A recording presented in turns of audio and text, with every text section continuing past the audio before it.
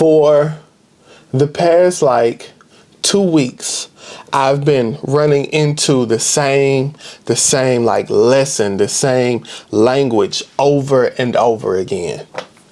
I've been running into the same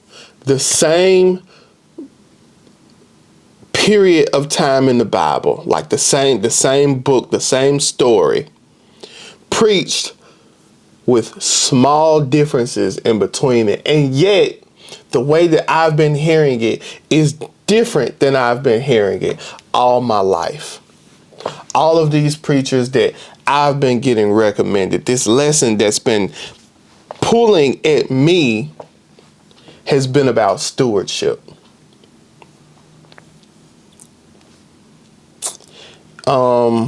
When Moses led the Israelites out of Egypt through the desert and to the Red Sea. At this point, I've heard how many people preach about this? 1, 2, I think 4. I've listened to 4 in the past 2 weeks. And then it's been brought up in so many conversations. And then God kind of sent me this other lesson in stewardship. And God told me that I had been a poor steward. He was like, I gave you this gift and you weren't using it.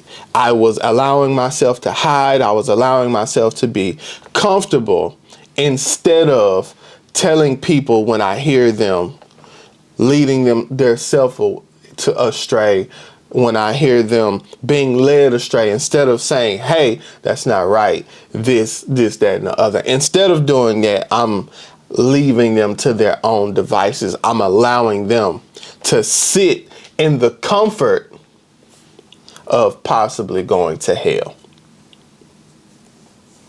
And if you are to love thy neighbor, why would you do that? So I was being a poor steward. And it's a couple of ways you could look at that. You could say, why? It's not your job to go to work and preach the gospel to people, right? But a lot of people are only going to hear it from you. I'm 35, I'll be 36 this year. And these people, most of them are older than me. They've been going their whole life thinking the way that they think. The wrong way, being taught the wrong thing, going in the wrong direction. They've been going that way their whole life. What if I am the only person who is going to say, hey, Pharaoh, let my people go?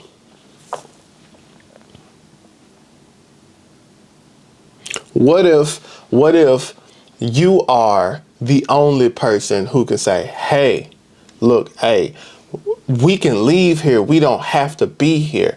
We can escape this. This is bondage. And then you do it. And they complain, because that's what people do.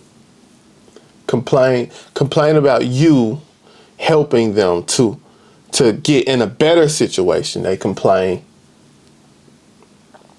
And then when you finally get to where you are going, you are literally stuck between a rock and a hard place, between bondage and a river, between death and death again. And they complain. Your God has brought us out to the water to drown us. We could have stayed in Egypt.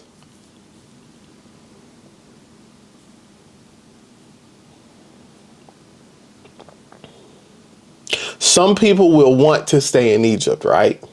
Some people will never let Egypt go. Some people will flee Sodom and Gomorrah and turn around. Some people won't even flee.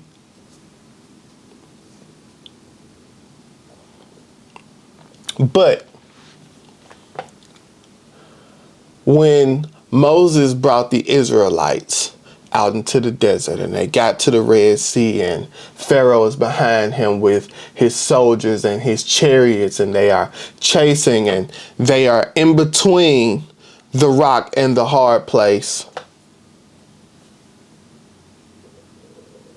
Moses nor the Israelites were alone. Like, sure, they had each other, but we are just people. Like, men are just men. What can mere mortals do, especially in a situation like this? Against, stuck between nature and man. Like, what can mere mortals do in this situation? But we are not alone. God is with us.